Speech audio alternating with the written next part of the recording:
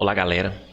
Vou fazer uma introdução aqui rápida sobre JavaScript, tá? É uma linguagem que se iniciou para ser uma linguagem simplesmente de script para funcionar dentro das páginas HTML, mas é uma linguagem que cresceu muito e hoje ela é utilizada inclusive como linguagem lá do servidor, fazendo conexão com o banco e provendo informações para as interfaces. Nós vamos utilizar hoje nós vamos exemplificar hoje uma utilização mais simples ainda no navegador e com o tempo a gente vai evoluindo na linguagem, tá? Bom, para que serve? É uma linguagem que permite que a gente acrescente mais recursos, principalmente de interação com o usuário nas páginas.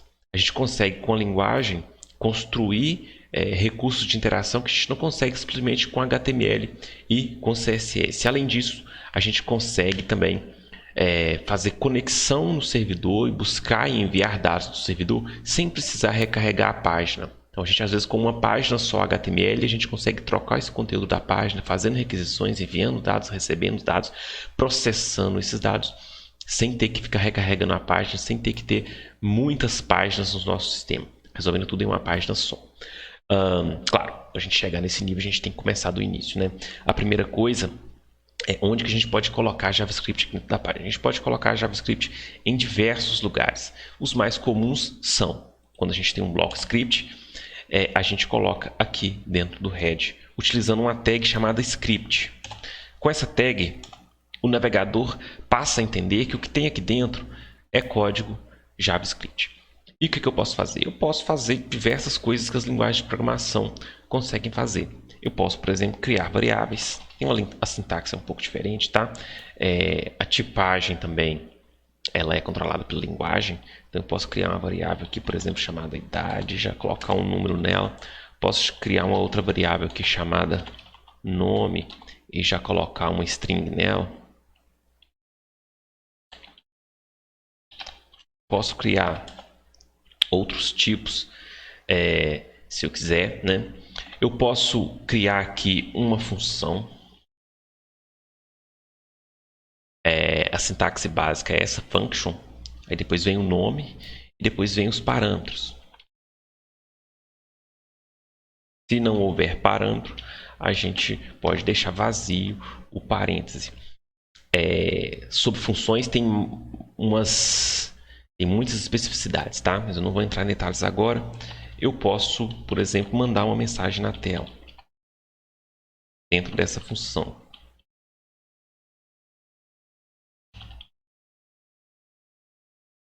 Que essa mensagem vai ser executada quando? Quando o navegador tem que chamar a função, né? A função não executa sozinha. Quando o navegador já aparece, ó, tô com o live server ligado, tá? Não tem nenhum PHP aqui, só JavaScript mesmo.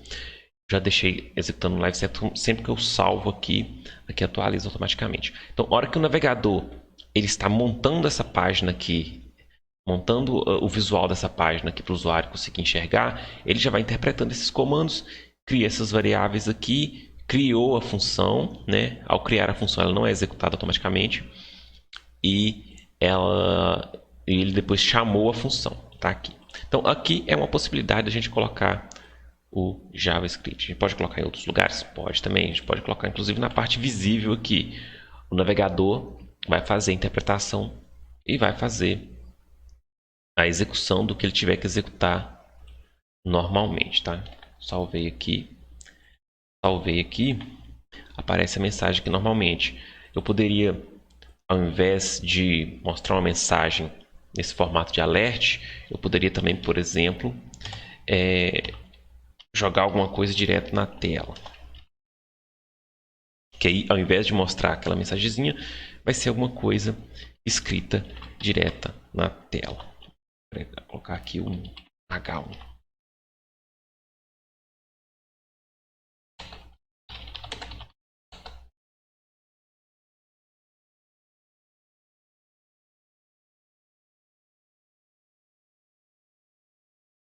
No momento em que o navegador estiver executando, ele já vai criar essas variáveis, criar essa função e chamar essa função está gerando esse código aqui na tela. Tá? Dá para colocar em outros lugares? Dá. Dá para colocar, inclusive, fora aqui da parte visível, né? Não vai fazer muito sentido com o nosso H1, mas o navegador acaba mostrando, mas dependendo do que eu tivesse, eu poderia colocar aqui. Os mais comuns são aqui dentro mesmo, aqui dentro do head, quando eu estou criando funções que vão ser chamadas, né, em algum momento, e aqui também dentro do body ou até fora do body aqui, quando eu estou criando funções que vão ser chamadas posteriormente. Além dessas formas de se colocar aqui dentro, é muito comum a gente também colocar lá do lado de fora. Posso criar um novo arquivo aqui, chamado, sei lá,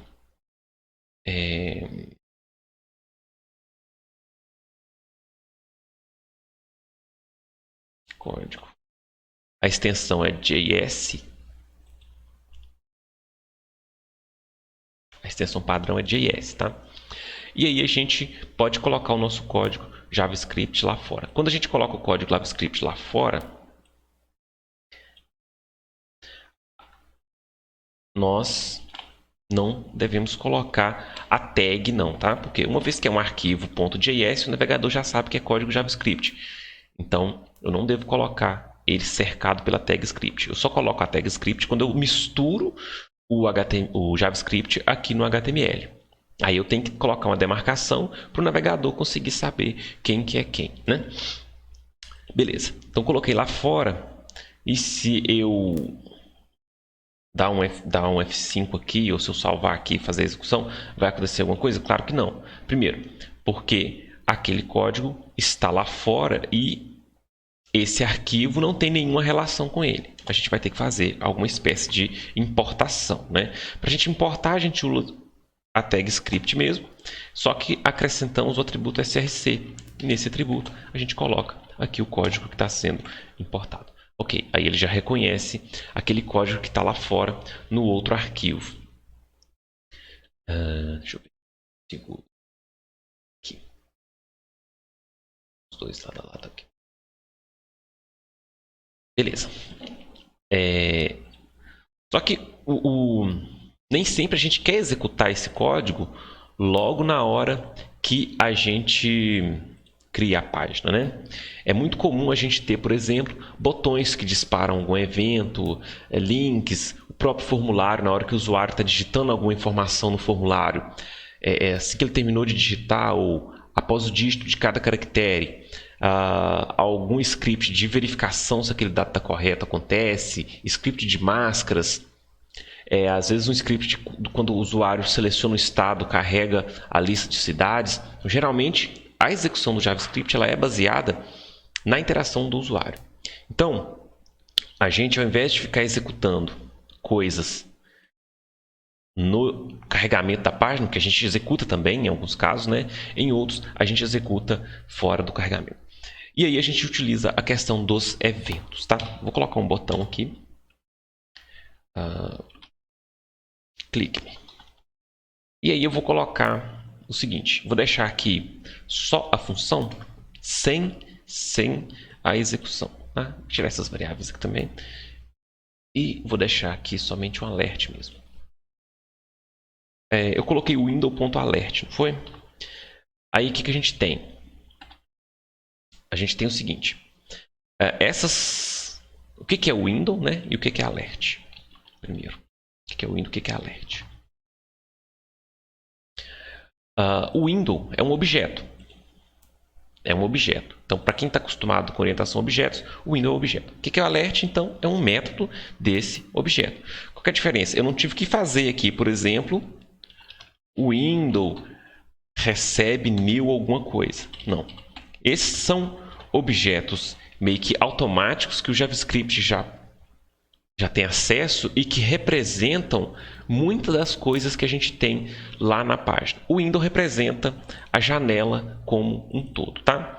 E é o nosso nível principal de execução. Como assim? O meu script ele é executado como se ele pertencesse também a esse objeto window. Por isso que As coisas que pertencem diretamente ao objeto window, a gente pode digitar sem ter que escrever o nome dele. Por isso que eu posso escrever window.alert, que eu vou ter a mensagem.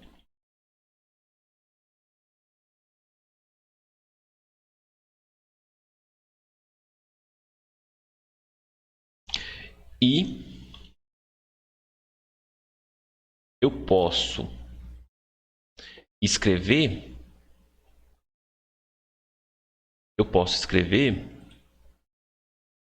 Não rodou não, né? Porque não está chamando, tá? E eu posso escrever simplesmente alert, que é a mesma coisa, tá? Para funcionar, eu vou ter que colocar o chamamento aqui. Tá, o que eu tenho? Eu tenho um HTML que cria que importa um script. Nesse script tem uma função. Então, quando ele importa esse script, o navegador vai criar essa função, mas não vai chamar ainda. E aí eu tenho aqui dentro do body um button. Esse botão, quando a gente clica, nada acontece, porque um botão está criado ali e eu não defini o que eu quero que aconteça quando ele clica. Como que eu vou definir? Eu vou definir assim, ó. Eu tenho os atributos que eu posso aplicar para os elementos HTML que são relacionados aos eventos. No caso, o onClick é o que está relacionado ao evento de clique naquele botão. O onClick, eu defino o que eu quero que aconteça quando o usuário clicar naquele botão. Eu vou simplesmente chamar aquela função. Não está autocompletando, então eu vou ter que digitar. Coloquei aqui o chamado daquela função. Né? Quando eu carregar a página, vai acontecer alguma coisa? Não. Quer dizer, vai acontecer, né? Vai acontecer a criação desses elementos e a configuração para o botão de que quando ele for clicado, ele vai acionar aquele método. Mas só então, depois que ele for clicado, é que o método vai rodar de fato, tá? E ele roda do mesmo jeito, assim ou assim. Porque as coisas que estão dentro de Windows são visíveis diretamente para o script, mesmo sem que a gente escreva o nome do objeto Windows. Tá? Os demais objetos a gente tem que escrever. Existe uma série de objetos, tá? Que o JavaScript tem acesso diretamente. Então tem o window, eu tenho, por exemplo, o document que me dá acesso a todo o documento HTML. Eu tenho objeto forms que me dá acesso aos formulários. Eu tenho um objeto chamado links, se não me engano, que me dá acesso a todos os links. Então, uma série de elementos do HTML eu já tenho acesso direto. Agora, em algumas situações, eu não tenho acesso direto. E, para esses casos em que eu não tenho acesso direto, mesmo assim, eu consigo acessá-los através de alguns métodos que eu vou mostrar aqui agora. Tá? Deixar esse aqui sem window.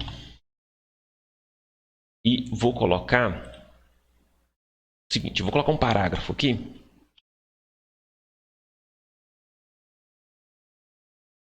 Conteúdo velho. E o que eu vou fazer?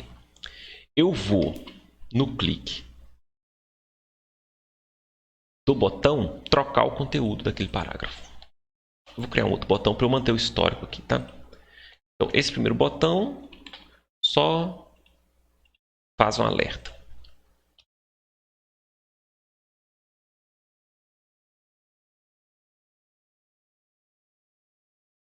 Esse segundo botão, eu vou trocar o conteúdo do parágrafo.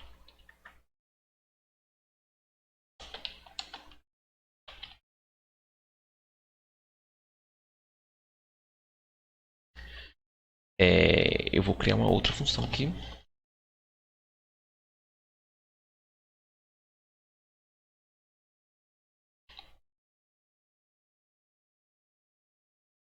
Beleza. O que vai acontecer? No segundo botão,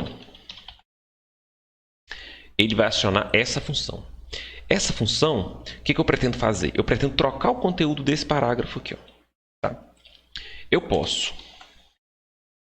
pegá-lo pelo ID. Então eu tenho que definir um ID para ele, o ID é definido pelo programador, eu vou falar que esse aqui é o P1, tá? Ou se você quiser colocar outro, não pode.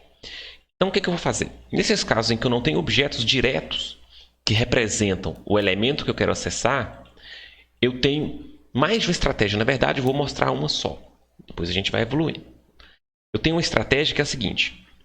Eu uso o objeto de document, que é um objeto mais genérico. Dentro dele, eu tenho um método que se chama getElementById. Cadê? Esse aqui de cima. GetElementById. O que ele faz? Ele procura lá no meu HTML um elemento que tem um ID que eu escrevi aqui, ó, P1. O que ele me devolve? Ele me devolve um objeto representando aquele elemento. Então, vou criar uma variável aqui, let. Você pode dar um nome que você quiser aqui, ó.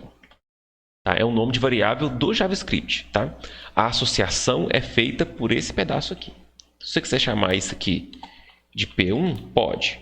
Mas esse P1 não significa que tem que ser esse mesmo nome. Tá? Eu vou chamar de outra coisa. Par.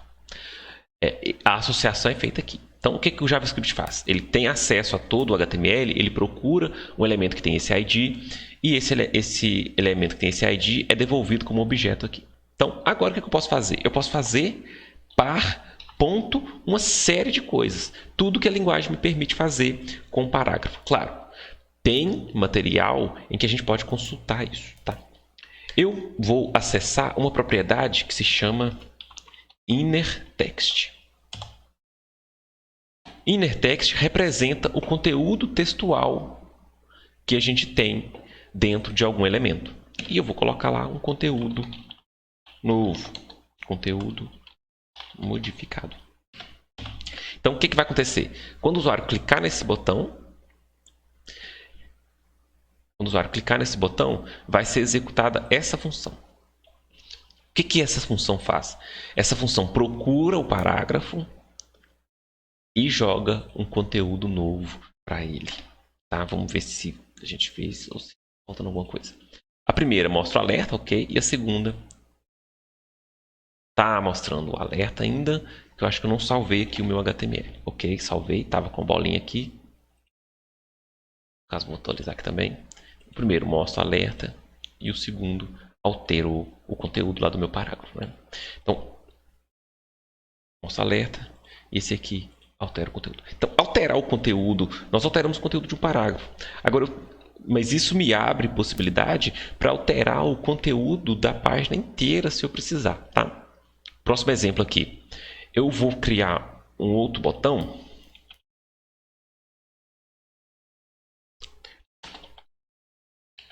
para alterar a formatação.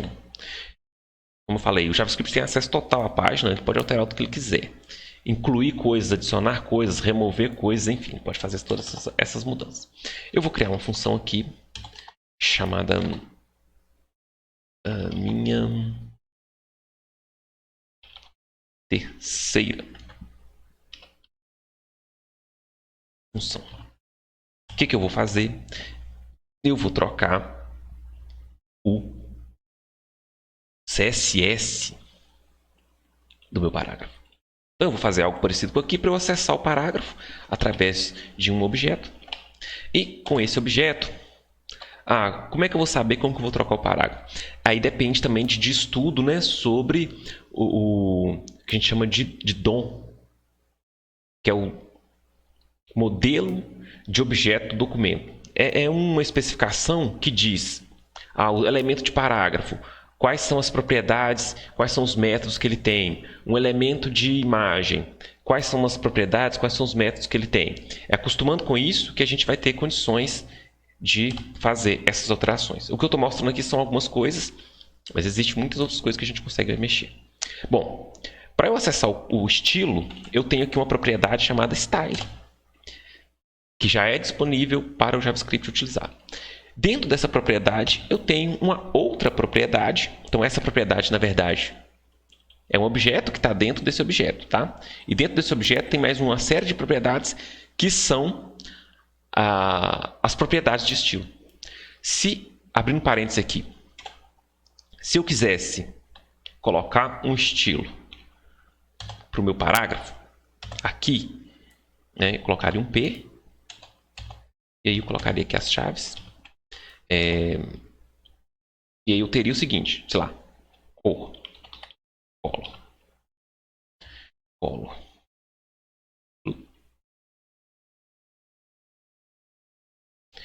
e background, colo e elo, por exemplo, né? Poderia colocar qualquer coisa que eu quisesse. Aqui eu tenho o nome do objeto que representa o elemento, ponto style, e aqui eu tenho então condições de acessar essas coisinhas aqui, ó. Uma por uma, tá? Dá para fazer isso de maneira diferente? Dá. Caso eu quero acessar uma por uma, por exemplo, colo, e aí eu troco o valor. Vou colocar lá, vermelho com background color black. Aí tem uma diferençazinha aqui, que é a seguinte. Quando a gente está programando, a gente não pode colocar, por exemplo, nome de propriedade, nome de variável com if, né? Aí isso também se aplica aqui ao JavaScript. A gente não pode acessar o background color, por exemplo. Isso vale para todas as outras propriedades que têm mais de um nome. No CSS, os nomes são separados por esse menuzinho aqui. Aqui, a gente tem que remover esse menos e colocar a letra subsequente para maiúsculo. Então é assim que são as propriedades. As que são de uma palavra só são exatamente iguais. As que são de duas ou mais palavras têm essa mudança. Tem que remover o tracinho e colocar a letra que está na sequência em maiúsculo. Beleza. O que eu estou fazendo então? Com eu trocar aqui minha terceira função também, né? A gente tem que conferir quem que está chamando o quê, porque senão a gente chama uma coisa errada e depois acha que o código está errado. No clique desse terceiro botão, ele chama a terceira função. O que essa terceira função faz? Ela procura o parágrafo e troca a cor da fonte e a cor do fundo. Vou trocar também o alinhamento aqui. Text align. Colocar center. Então, a gente altera o CSS pré-definido do elemento. A gente altera o CSS pré-definido do elemento, acessando esse elemento via JavaScript. Então, o que a gente tem? A gente tem a codificação inicial, tá yellow e yellow aqui, deixa eu trocar, né? Yellow em cima de um blue. Então, a codificação inicial é essa. Isso aqui me mostra o alerta. Isso aqui altera o conteúdo. E aqui eu altero o CSS, tá? Estava o conteúdo modificado. Eu altero o CSS. Vamos fazer um último exemplo aqui para a gente finalizar. Vou colocar aqui o P2. O P2, vou criar um CSS para ele ali, que vai ser o seguinte, pelo ID, tá? Eu não quero que seja para os dois, eu quero só que seja para o P2. Vou falar que display dele, eu nem precisava disso para falar a verdade. Tá, mas vou deixar. Display block. Aí o que eu vou fazer? Eu vou criar um outro botão para ficar mostrando e sumindo com aquele parágrafo. E aí a gente vai finalizar. Minha quarta função. Alterna o parágrafo.